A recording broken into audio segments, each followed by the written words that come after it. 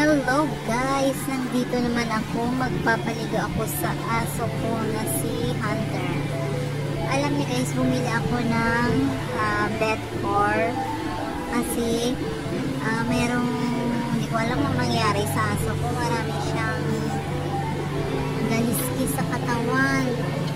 Tapos marami siyang tuto. Ayan, nakita ko siyan sa Shopee at sa TikTok. Nakagaling daw yan. Kaya sinubukan kong ipaligo sa aso ko. Tingnan ko lang guys kung makukuha yung kanyang mga kati-kati sa kalat niya. As in, dumudugo na yung kanyang katawan.